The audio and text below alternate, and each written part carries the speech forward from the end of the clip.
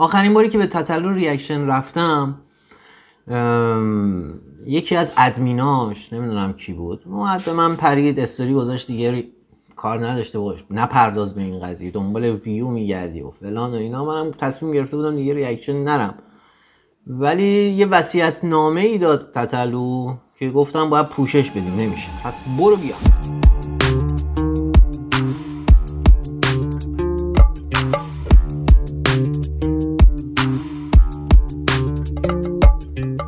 درود، پدرام هستم، خوش اومدی به کانالم. مرسی که لایک می‌کنی، سابسکرایب می‌کنی، کامنت می‌ذاری، زنگوله رو مرد گوله می‌کنی که از ویدیوهام با خبر بشی. پنجشنبه ساعت 11 تو لایو حتما شرکت کن، لایو مهمیه واسه رأی‌گیری آینده ایرانه، اونو حتما شرکت داشته باشی. 11 شب به وقت ایران، همین پنجشنبه، 2 روز دیگه، یه روز دیگه می‌بینم. هر پنجشنبه هم فکر کنم این رأی‌گیری رو داشته باشی. حالا این پنجشنبه رو شرکت بکن. تتلو یک وصیت‌نامه‌ای داده بیرون که واجب شد بهش بپردازیم. اولا که پتیشنی توی دیسکریپشن هست که از طریق اون پتیشن میتونی بری امضا بکنی واسه سازمان ملل، سازمان حقوق بشر، که حرکتی بزنن براشون، پتیشنه رو امضا بکنین. امیدوارم تاثیر داشته باشه. حالا ما داریم تلاشمون رو میکنیم. میدونم یه خورده وقت گیره، میدونم حتی تتلو فوش داده، چه میدونم، به محض خیلیاتون شاکی میشید من بهش میپردازم، میگید که آقا این پشت مردمش نبوده و اینا، ولی خب الان فعلا تو زندانه و آزاد بشه. اگر حرکت خطایی کرد من خودم قول میدم، اگر حرکت فولی کرد من خودم باز بهش بپردازم و بهش بپرم. ببین اینجوریه. ولی الان کمک کنیم بیاد بیرون. اگر پا رو کج گذاشت یه کاری میکنیم، اون موقع دیگه بسپاریدش باز به خودم. ولی الان بیاد بیرون. ببینید این کانال تتلوه، خب، که الان 862,000 تا سابسکرایب داره. اگر این 1 میلیون بشه باز تاثیر بهتری داره برای گرفتن ویزا. بالاخره اون لوح 1 میلیونیش، لوح طلاییش رو میگیره که تو گرفتن ویزا بهش کمک میکنه. پس سابسکرایبش بکنیم. من خودم سابسکرایبش دارم. بریم تو پستاشو نگاه بکنیم. پستای مهمی داده اخیراً. یه دونش وصیت نامه بود که این وصیت نامش خیلی مهمه و باید به وصیت نامش ریاکشن نشون میدادم، نمیشد که ساده ازش بگذریم. هر کسی که برای گذاشتن پست آزادی یا لینک امضا برای مهاجرت تردید داشت و اگر شخصی از دوستان یا خانواده امیر تتلو ایشون رو برای گذاشتن این پست ها منع کرد، این پست رو براشون بفرستید و بدونید هر کسی که ایشون رو از گذاشتن این پست منع میکنه دشمن امیر تتلوه و از کسانی بوده که یا از روی ترس و بی‌عرضگی و یا از روی جهالت و یا صراحتا از روی دشمنی باعث این شده که امیر تتلو به جای تشویق و خوش آمدگویی به کشور امروزه این همه وقت در زندان باشه. و سلام 96. خب ببینیم حالا خود تتلو چی گفته توی پستش. میگه دوستان، این که پست هایی که توی این صفحه گذاشته میشه و ازتون درخواست میشه توی این اینستاگرام بذارید، امری هست که از طرف خود امیر تتلو اتفاق افتاده و این پست ها روی چنل امیر تتلو هست و خیلی ها روی اینستاگرام گذاشتن و یکیش برای آزادی سریعتر ایشونه که حق واقعیشونه و یکیش برای مهاجرت هست، در صورتی که کشور ایران ایشان را نخواهند و همینطور که قبلا گفته شد بنده در خانواده و دوستان هم دشمنانی دارم. در خانواده و یکی از بزرگترین دشمنانم که بزرگترین ضربه ها رو به من زده خواهر خودم هست.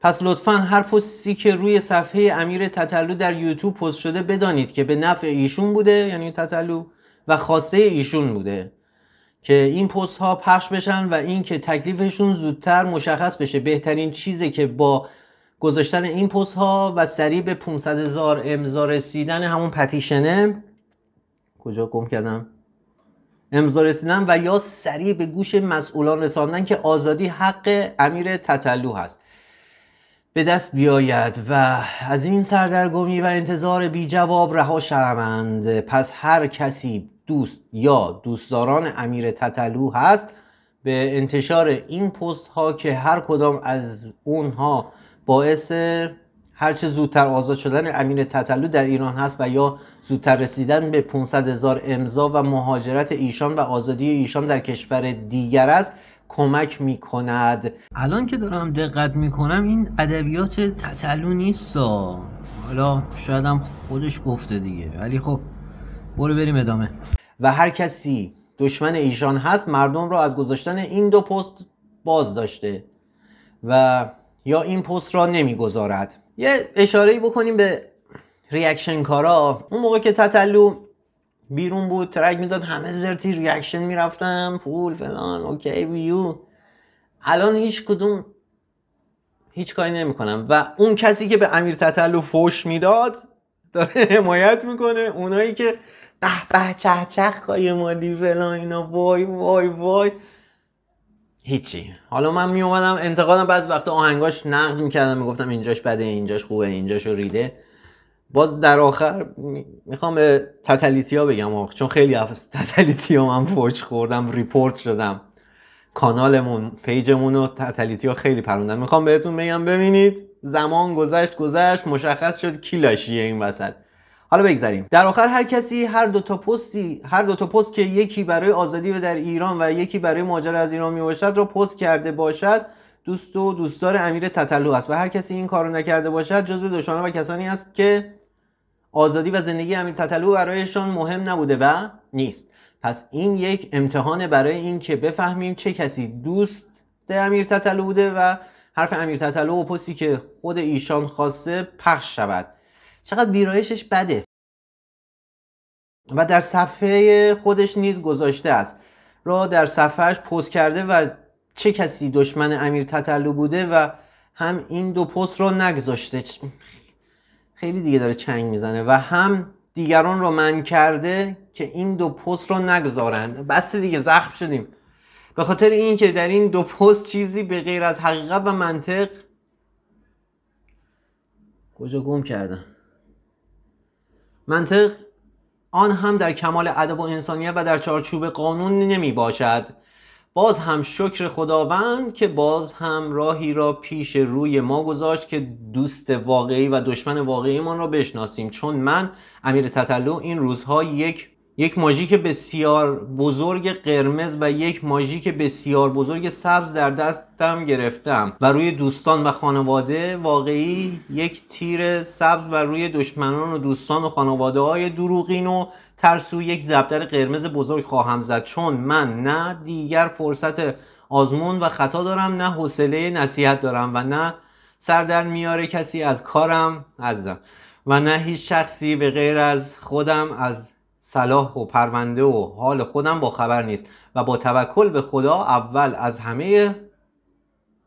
از همه خدا میداند که صلاح من چیست و دوم خود من که وسط ماجرا هستم. پس آن کسانی که تا دیروز حتی غذا خوردنشان را من باید بهشون میگفتم که چطور باشد امروز چیز اضافه‌ای نخورند و منظورشون گوه نخورن و برای من آقا جونبازی و تعیین تکلیف نکنم و هر کس مانع دوستانی که میخواهند پست ها را بگذارند بشود و باعث تردید ایشان شوند دشمن است و لطفاً این پست که از زبان خود امیر تتلو می باشد و از صفحه رسمی خود ایشان از یوتیوب پخش شده را برایشان بفرستید که دچار تردید نشده و زبدر قرمز شامل حالشان نباشد، زیرا کسانی که زبدر قرمز روی آنها خورده شود برای همیشه از زندگی امیر تتلو خط خواهند خورد و حتی اگر سرتاپایشان را طلا بگیرند این روزها مهم بود که ببینی کی میمونه پشت و دیگر برای برگشتن راهی ندارد. 78 البته این کارا رو ما واسه خط خوردن و نخوردن نمیزنیم.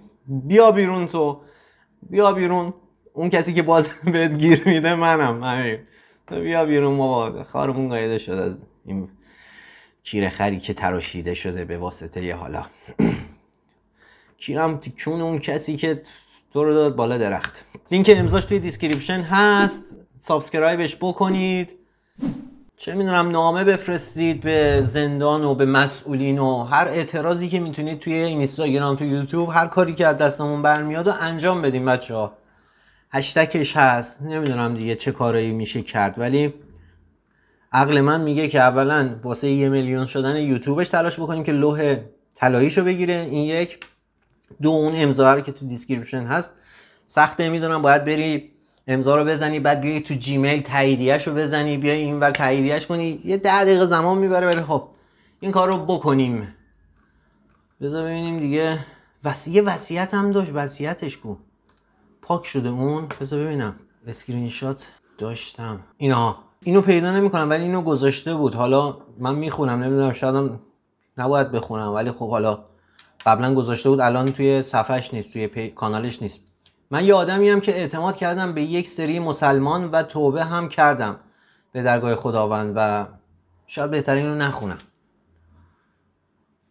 حتما پاک کرده دیگه. و اگه پاک کرد بذار ببینم پاک کرده. نه پاک نکرده، هستش. میگه من یه آدمیم که اعتماد کردم به یک سری مسلمان و توبه هم کردم به درگاه خداوند و همه میدونن من یا یه کاری رو نمی کنم یا اگر بکنم درست میکنم. اونم جوری که ائمه بیان تو خوابدمین رمهاشون. حالا اصلا توبه به کنار، من اومده بودم برای کمک چون ایران تو بدترین وضعیت اقتصادی بود و من الان ببین وضعیت چجوری. اون موقع 2 سال پیش میگه بعد، الان بدترینه. من پیشنهادهای میلیون دلاری اروپا و آمریکا رو رد کردم و اومدم به کشور خودم به خاطر وضعیت اقتصادی بدی که داشت برای کمک. در مقابل چی شدم؟ یه زندانی شدم، یه مجرم و 22 ماهی که توی زندانم در بدترین شرایط و 15 تا قرص اعصاب میخورم که هر یک دونش یک مرد غول‌پیکر رو از پا میندازه. یعنی روزی 15 تا قرص، خیلی خارشو کردم، 15 تا قرص میخورم. 3 عدد ترانکو 100 نمیدونم چیه، 3 عدد آلپرازولام، آلپرازولام 1 سنگینه خیلی، 3 تا، 2 عدد کلونازپام 2، 3 عدد گابا 300، 2 عدد قرص لارگاردین که به سگ هار میدن و 2 عدد قرص B2 توش مورفین داره، برای ترک اعتیاد استفاده میشه B2 تا اونجایی که من میدونم. اگر باز اطلاعاتی دارم اشتباه میدم بنویسید تو کامنت. که خودش بدترین نوع اعتیاده و مغزی که دیگه شعر نمیگه.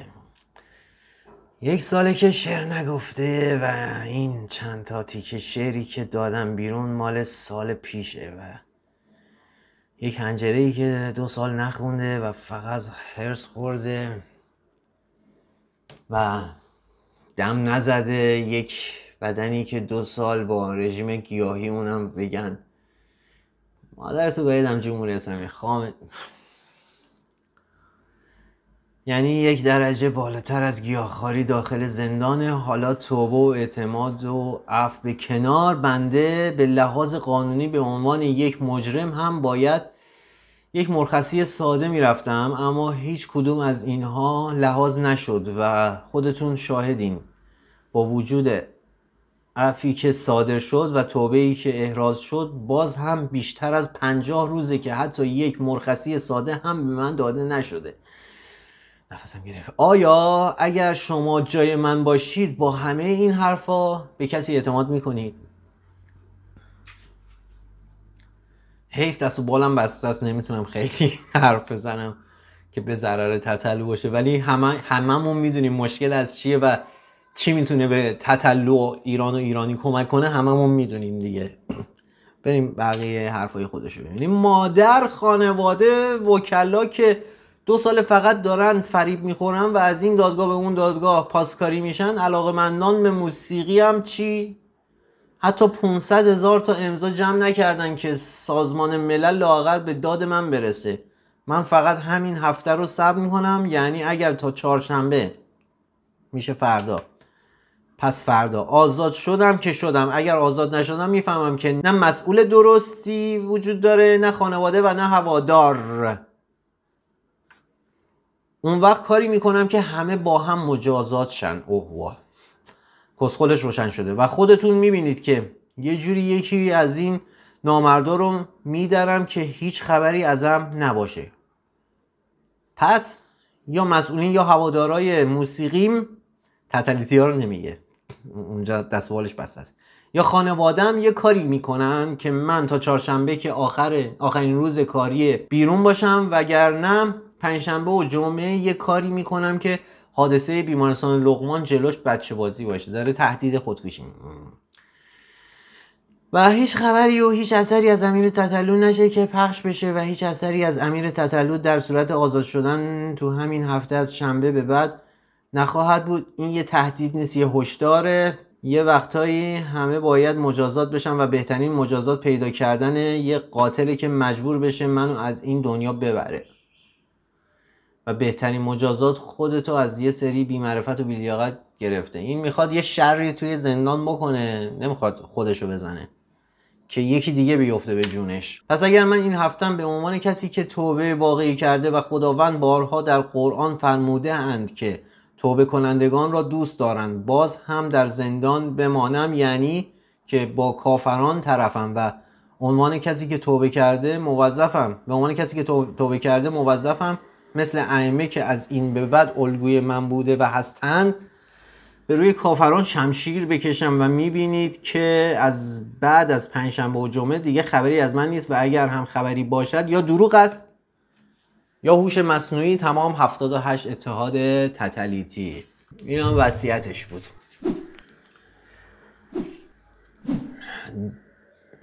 چیکار کردن با این مردم، با این هنرمندا، با این طبیعت، با این عجب بابا. بچه‌ها باز دارم خواهش میکنم، چه تتلیتی هستی چه نیستی، من بیشتر با اونایی که نیستن دارم صحبت میکنم. بابا این کوش، این 862,000 نفر کوش وقتی که بیرون بود همه میومدی لایک سلطانم، این اونایی که سلطان میکردن کوشن. الان ویدیوهاشو نگاه میکنم، ویدیوهایی که گذاشته 8000 تا 4000 تا 2000 تا 3000 تا، ویدیوهای اخیرش 2000 تا 3000 تا 2000 تا 2000 تا 3400 2500 2600 3000 تا 2000 تا 11000 تا. حالا کو تتلیتیا کوشن، بزرگ شدن یادشون رفته یا نمیدونم یا چی. اونایی که اتحاد میکردن میومدن پیج منو میپروندن به خاطر فوش دادن، به خاطر خود تتلو هیچی. یعنی ویدیوهای آخرش رو نگاه میکنم بیشترینش 11000 تا 10000 تا از این 826,000 نفر. یعنی ما یه دونه 100,000 تایی ویو ندیدیم، چه برسه به لایک و سابسکرایب. و بیا حالا یه 73,000 تا صحبت های امیر تتلو درباره توبه نامه و فلان و اینا. خب این 73,000 تا ویو همه ویو زدن، اونایی هم که کنجکاو بودن ویو زدن.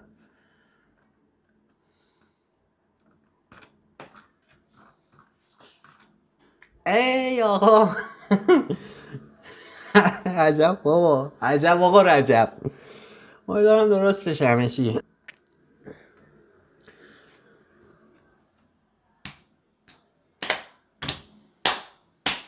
نمیدونم چی کار باید بکنیم.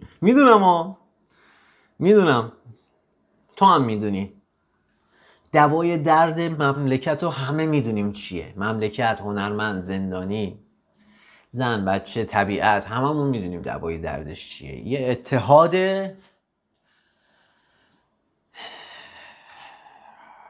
قش نکردن تو بغل آخونداست.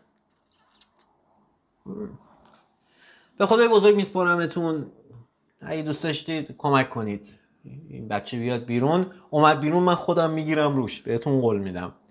خواهی مالی بکنه من میگیرم روش. بذار بیاد بیرون، کمک کنیم بیاد بیرون، کونشو من پاره میکنم. آقا من مسئولیت گاییدن تتلو بعد از آزادیشون من به عهده میگیرم. الان کمک کن بیاد بیرون این النگ. بعد اگر پاشو کج گذاشت، خواهی مالی کرد، کیری کاری کرد، این منم که میام جلو دهنشو سرویس میکنم. قول دارم میدم. اوکی؟